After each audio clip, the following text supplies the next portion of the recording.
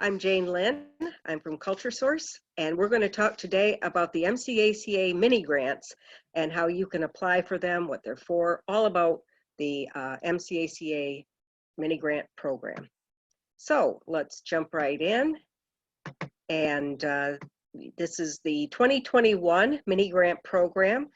The mini grant program is a partnership. It's between the Michigan Council for Arts and Cultural Affairs, and you'll hear me say MCACA quite a bit. MCACA and the regional service agencies throughout Michigan within 15 regions, which are determined by county. So CultureSource is the regional service agency or regranter for Wayne County applicants. What the Arts Projects Mini Grant Program is, it is a competitive grant program. It provides support for the production, presentation, creation of arts and culture that promotes the public engagement, diverse and excellent art, lifelong learning, and strengthening or livability of communities through locally developed arts and culture. So that's pretty key, the locally developed arts and culture, what you think about as an arts project. And who's eligible? You have to be able to answer yes to all three of these questions. Are you an arts and cultural nonprofit or any nonprofit registered in the state of Michigan? Are you a municipality or a registered pre-K-12 educational institution, school? Okay, that's one of the questions. If you say yes to that, are you physically located in the state of Michigan?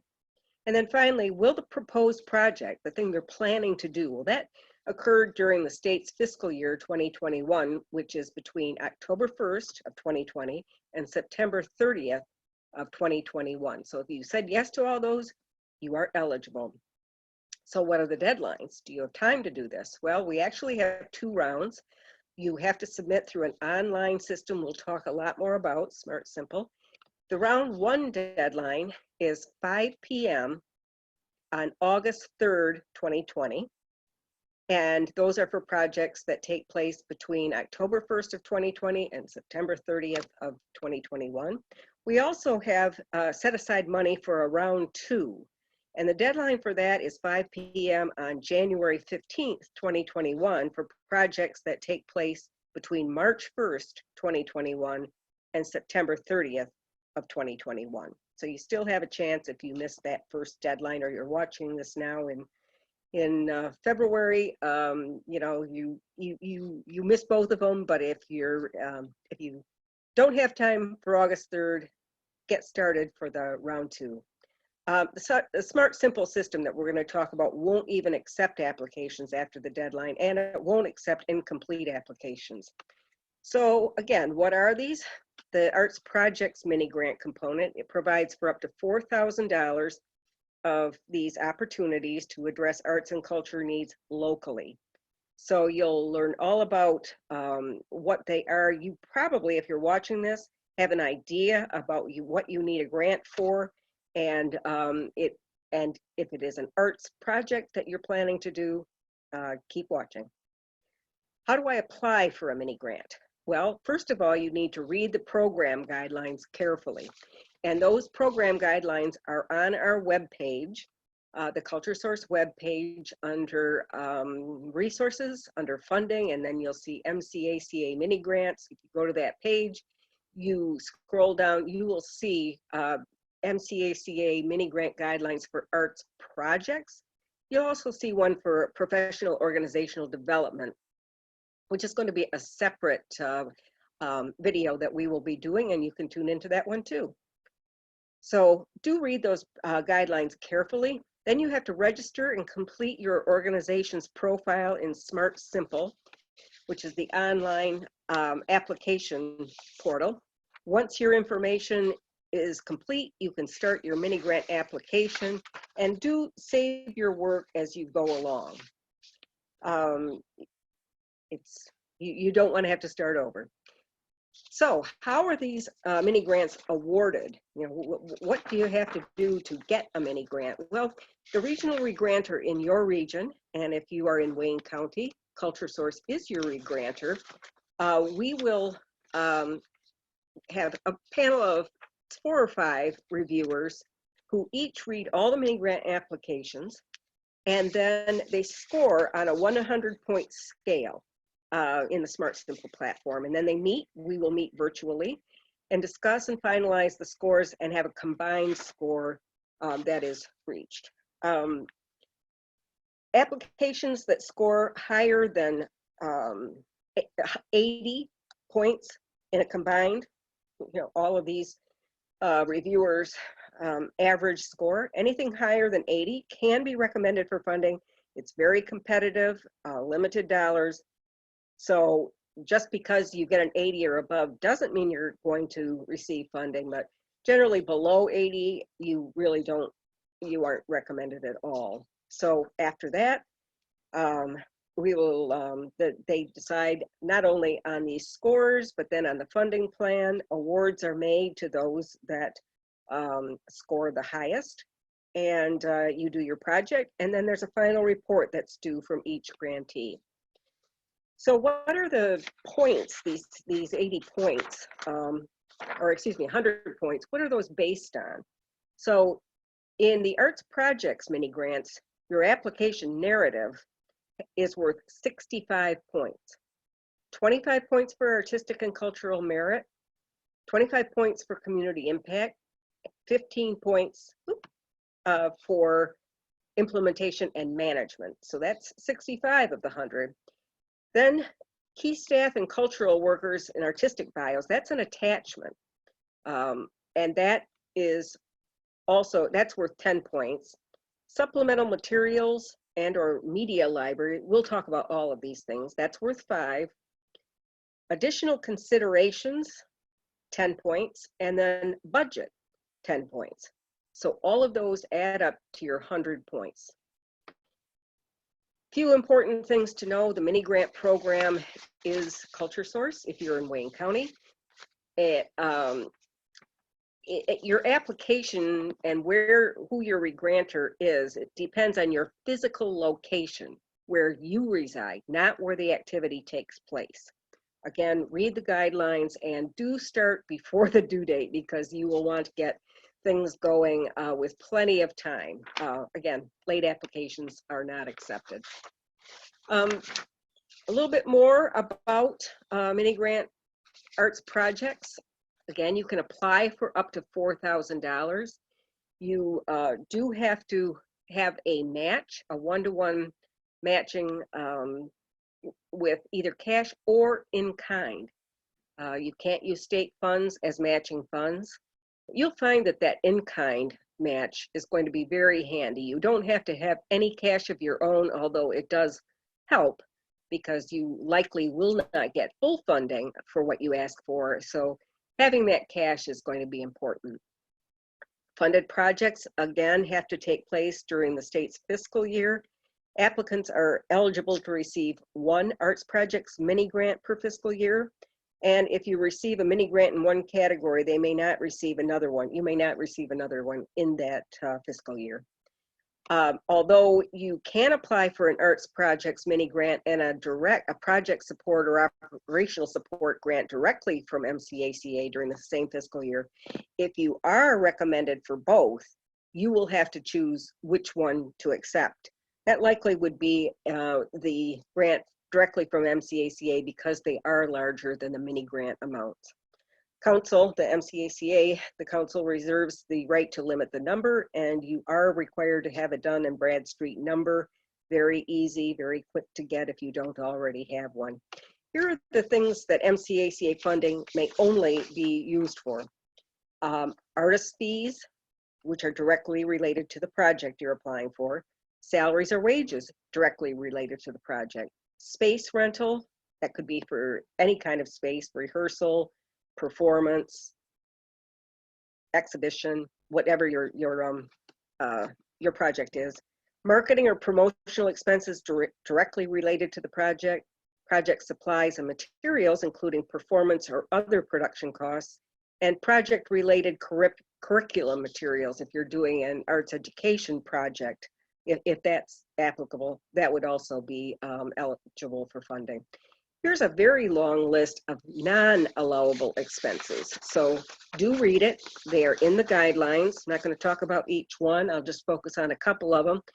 it's very important that you not have your project start before that date for the two rounds. So if you're applying in round 1, which is the August 3rd deadline, those projects cannot start before October 1st.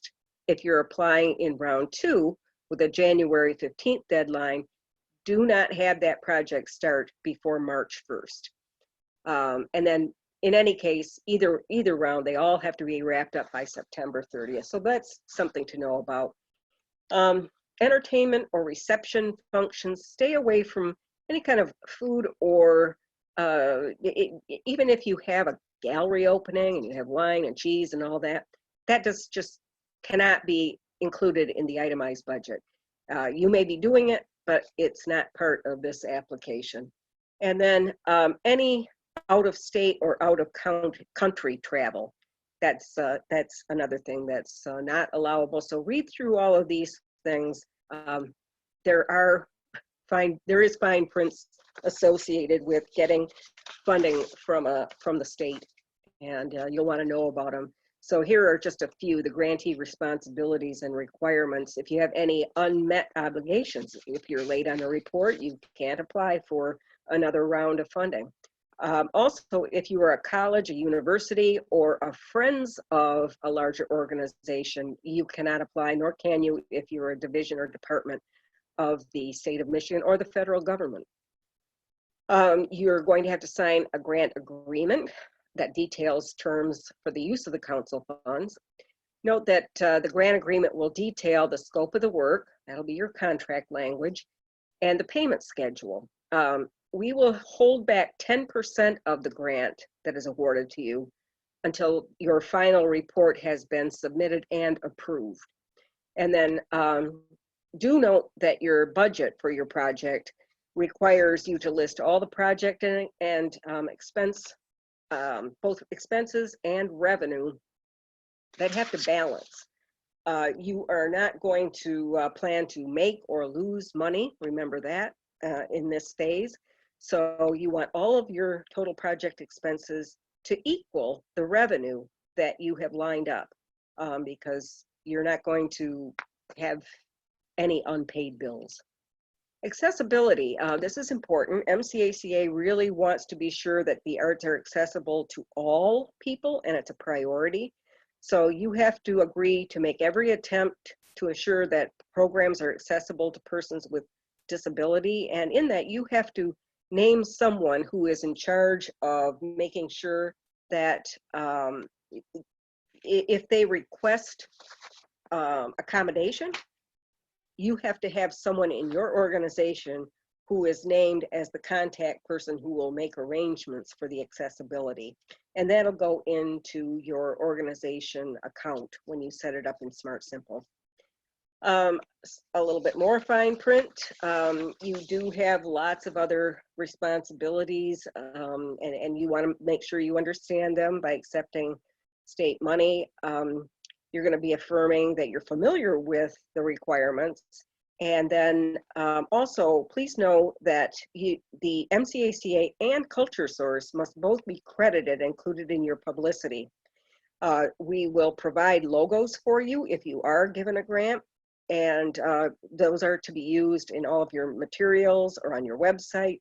If you're broadcasting or doing something in a live performance and a logo credit isn't really possible or isn't very widely viewed or seen, credits should read, "This activity is supported in part by the Michigan Council for Arts and Cultural Affairs and CultureSource."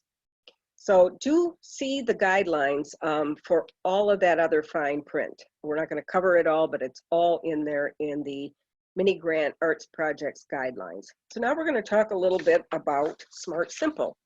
So you do have to go to the SmartSimple, go to the MCACA website, start there, and then you're going to be putting in, you're going to click on this, on a link that's at the MCACA webpage for SmartSimple. A couple of things here, the term project in those instructions that you're going to be filling out, it just refers to whatever you're asking for the funds for. That's your arts project. Make sure that when you're creating your account in SmartSimple, that you use this for all of your applications. Write down your username and your password. MCACA doesn't have access to this, so if you lose it, contact SmartSimple via the link on that login page. It really is important, and if anybody in your organization wants to apply for an MCACA grant, the same account with the same username and password must be used. Documents in SmartSimple have to be uploaded as PDFs, and there will be media files that you're going to want to upload, and SmartSimple does support a variety of those.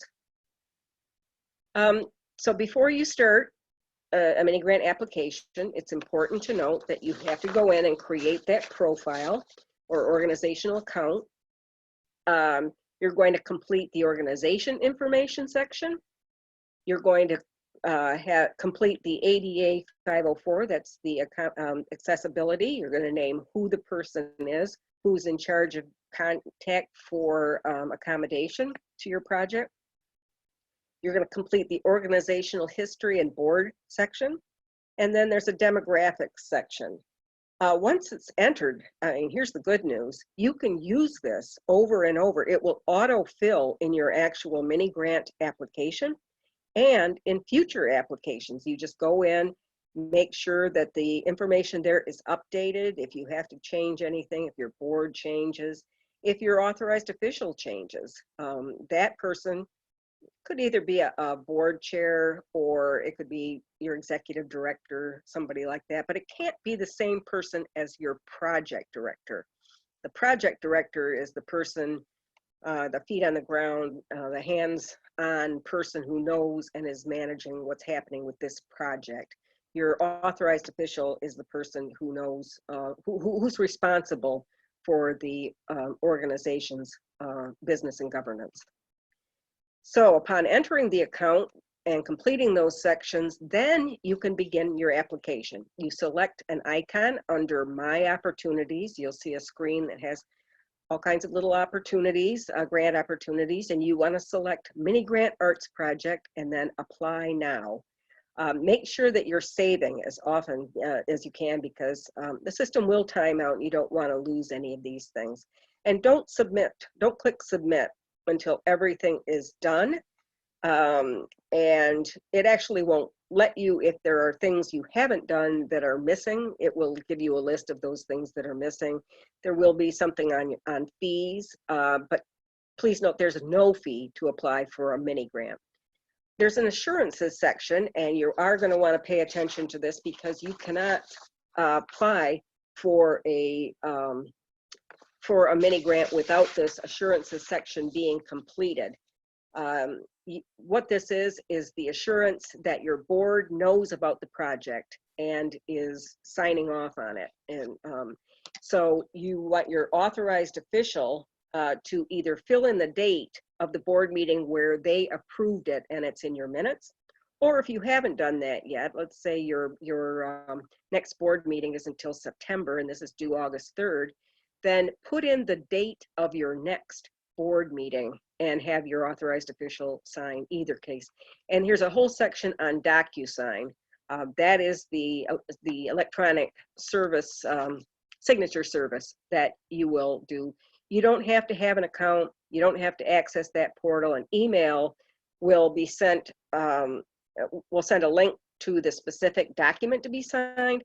You can sign it, submit it back into the system. You don't have to download, scan, or do anything. It's a very streamlined system. So the project information, let's talk about that for a little. That's going to autofill from the organization information you put in your account. So that's all great. Then you're going to fill in information for your project and activity title. It's important you have a title so we can all know about it and reviewers can talk about it in a very simple way. You're going to put in the amount you're requesting. You can request up to $4,000, but you don't have to ask for that much. You can put in whatever it is that you need. Put in the start and end date of the project and the project description. So it's basically what what is this? You know, you have a title, but just a very brief what it is supposed to look like or be. Then you're going to select project's primary discipline from a drop-down menu, as well as a type of activity from the drop-down menu, and just choose whichever ones are most appropriate for your project. Project primary counties, this is where you can put in, you know, if your project takes place outside of your county, it's really about the project. It's not about your organization. So let's say you are in Wayne County, you're applying through CultureSource, but your project takes place in, say Oakland County. So this is where you would put that. And you can also put statewide. Maybe it takes place in Flint, or even an out-of-state option. So let's get to the reviewing and scoring part so that you kind of have an idea of why we use the criteria and what they're for. So each application is reviewed by the panel. We talked about that. The review criteria are used in two ways. One, to assist the applicant in preparing the grant narrative by establishing through the criteria how reviewers will judge the application. And we'll talk about that in detail in a minute. And then the other thing is to assist reviewers by outlining for them what MCACA expects from a successful applicant. So it's important for both the writer or the applicant as well as the reviewer. Keeps things well organized and clear, which is exactly what you want. When you're still in the application form of SmartSimple, there is a budget section, and that is worth 10 points at the review. That's 10 of your 100 points.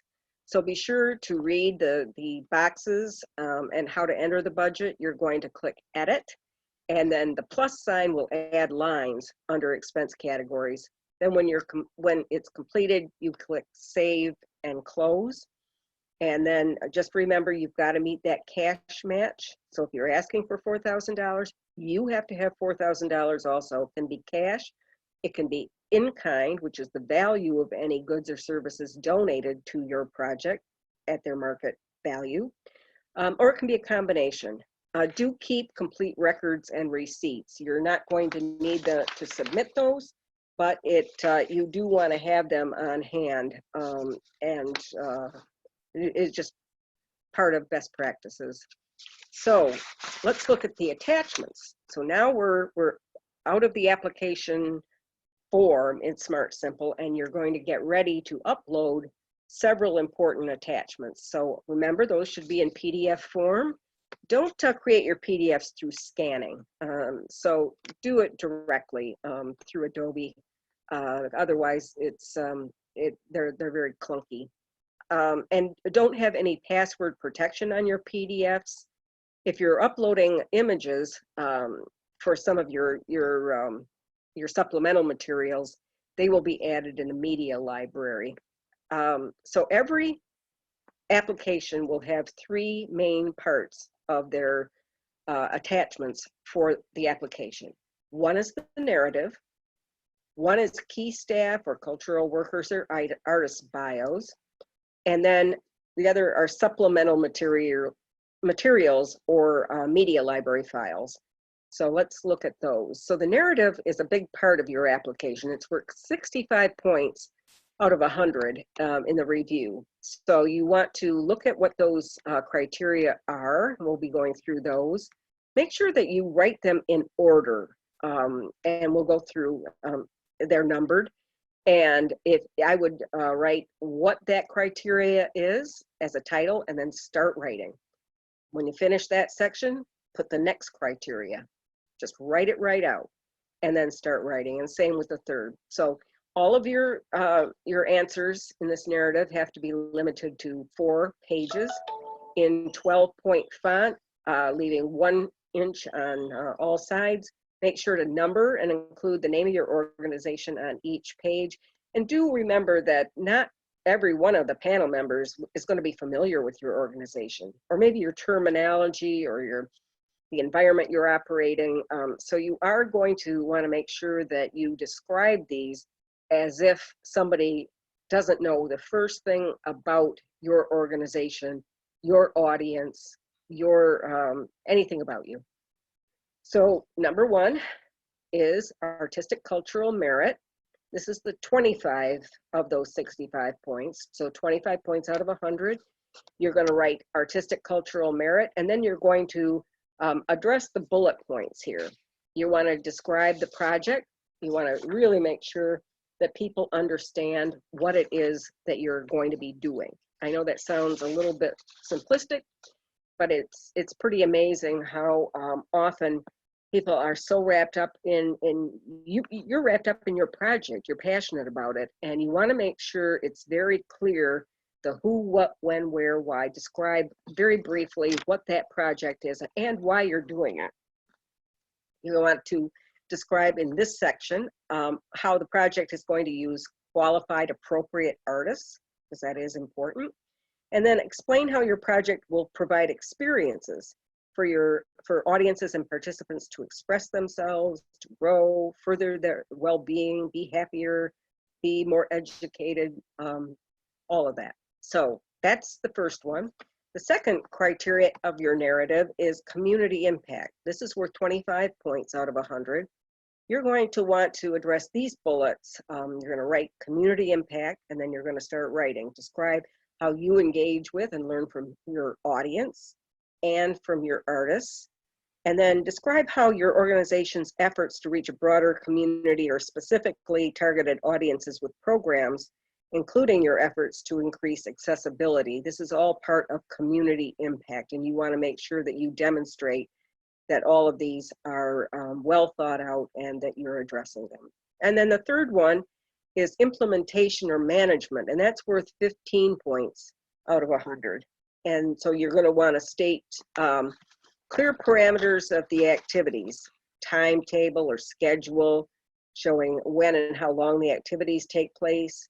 Describe the qualifications of those who are executing your project.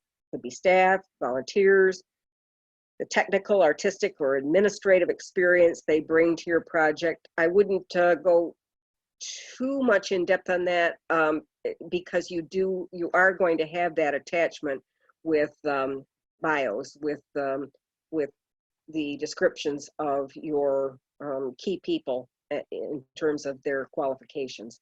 And then describe how you evaluate the success of your project. So this is all part of management and implementation. It's worth 15 points.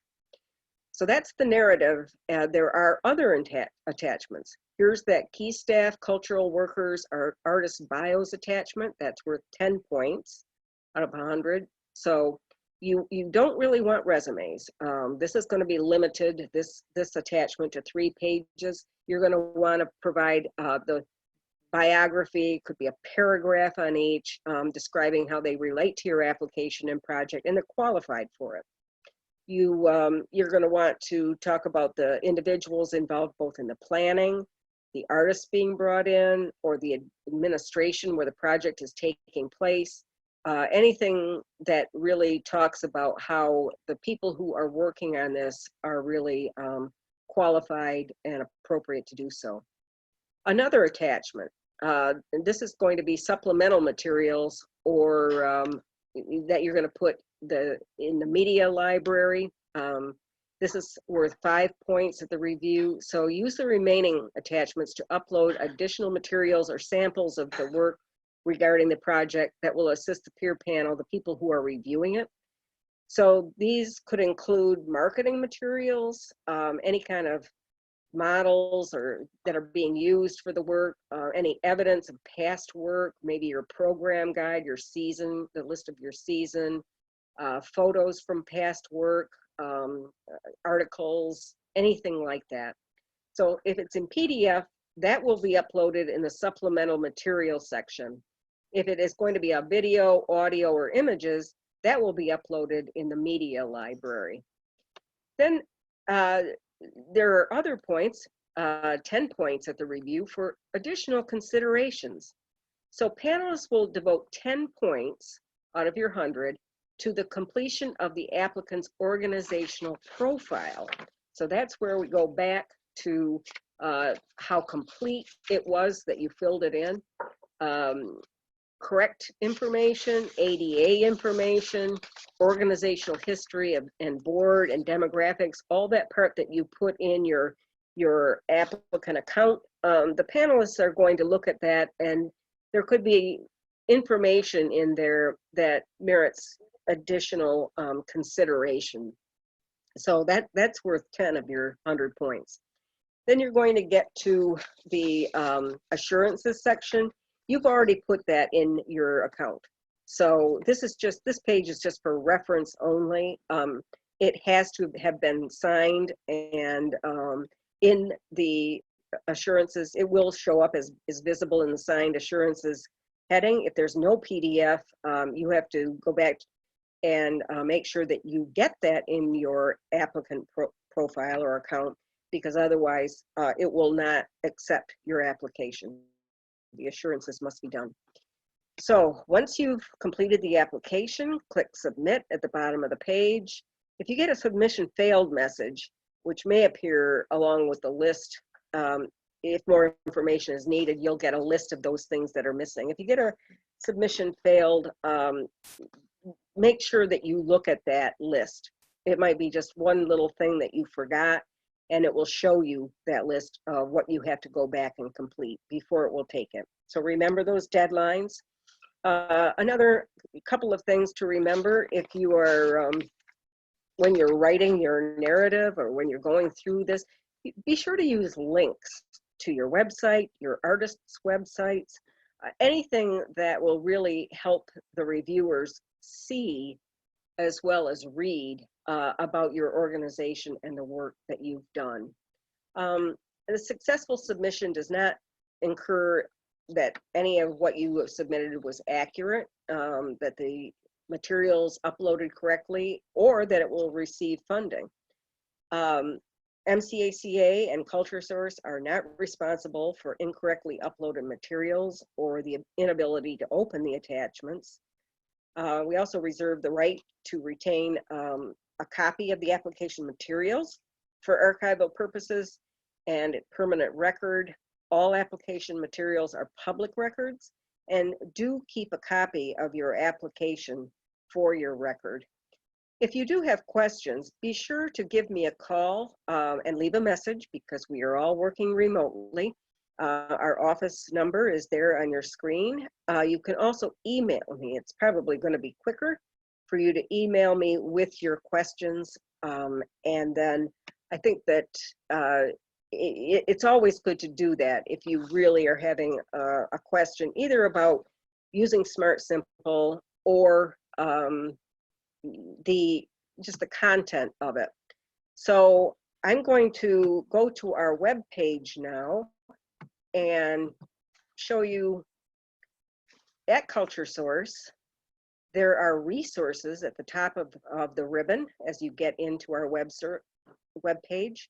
You're going to go down to funding, and then you're going to go over to MCACA Minigrants, and this is where you're going to be. Do take advantage of the resources on this page. This is about Minigrants for more of your information. Talked about round one, which we're getting ready for now, but you might be viewing this later in the fall or at some other time. So do be aware of upcoming deadlines. And then again, you have to register at SmartSimple. This is actually a link, and you can use that. You're going to need to do these two. We just talked about creating your profile and beginning your application. And then as far as the SmartSimple and getting started, these are from MCACA, all of these, and they're very good and very helpful. So here you have where do I begin for mini grant arts projects, for professional organizational development. You have one for user management instructions, registration instructions, and profile instructions, lots of instructions. And then MCACA recorded a video about SmartSimple in a webinar that they did, which was hosted by the Arts Council of Greater Lansing. They're the regional regranting agency for Region 7. And we took a clip from that webinar, so that you could see and have the experts at MCACA. The expert really is Adam Weeder, who has really been a part of SmartSimple for quite a long time now. Explain, show you screenshots, really show you around. So between all of the PDFs here and the video, there should be lots of opportunities for you to get familiar with SmartSimple, and it really is not as difficult as it might seem. It's not at all, actually. It's very user-friendly. And once you have your information in there, you're going to be very glad not to have to input it every single time you apply. Also, we have links to the project guidelines. So you are going to be able to look at the published arts projects guidelines for mini grants that MCACA publishes right here on the website, as well as the POD, the Professional Organizational Development Guidelines. And we are going to be doing, this is the workshop that you're watching now, and then we also are going to have office hours. So for round one, these are going to be Fridays from 11 to 12, beginning July 10th, and then the 17th, 24th, and 31st. Remember, with the upcoming August 3rd deadline. And there's a box here to register for office hours. It really is just a drop-in Zoom meeting where you can ask questions, and it's not a formal presentation. It really is just what it sounds like, office hours, a chance to talk to me about anything that might be on your mind or a question. And then we also post the mini grant recipients for the last fiscal, actually it's the current fiscal year. And again, if you're not in Wayne County, if you're in Oakland or Macomb counties, we have a link right here to the re-granter, which for Region 10A, and that is the Anton Arts Center in Mount Clemens. So there's a link here. On the MCACA webpage, you can also look for re-granters all across the state. So if you don't happen to be in Southeast Michigan, or perhaps you're in Washtenaw County, you'll find that the Arts Alliance is the re-granter. Every county does have a re-granting agency, and the mini grant guidelines are standard for each one of the regions. So I hope that you will feel like you're more informed about what to do, and will take advantage of these resources. I wish you luck. And if you do want to tune in, we'll have a separate video for the mini grant category of arts organization or professional organizational development, which is both for arts organizations and for individuals. So I thank you for your time.